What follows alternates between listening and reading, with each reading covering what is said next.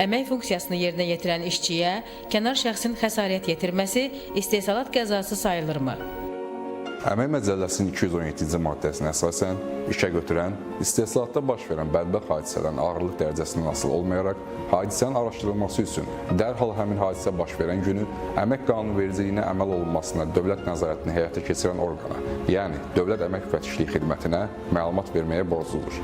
Bədbəxt hadisənin araşdırılması, üç-otun aparılması Azərbaycan Respublikası Nazirlər Kabinetinin 28 fevral 2000-ci il tarixli 27 nömrəli qərarı ilə təsdiq edilmiş istehsalatda baş verən bədbəxt hadisənin təhqiqi və uçota alınması qaydaları ilə tənzimlənir.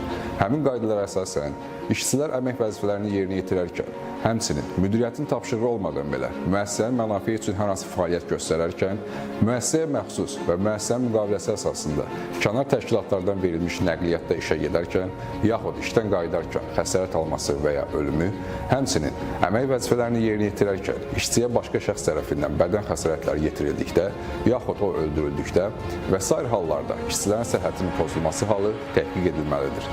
Dövlət Əmək Müfəttişliyi Xidməti daxil olmuş məlumat əsasında bədbəxt hadisənin istehsalatla bağlılığının araşdırılması məqsədi ilə qanunverici ilə müəyyən edilmiş qaydada komissiya yaradır.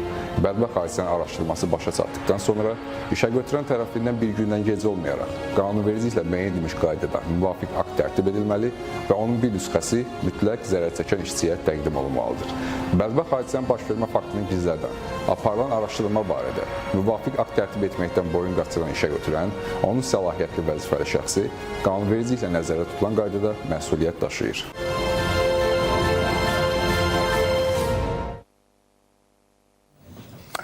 Davam eləyir. Bəli. Sən başım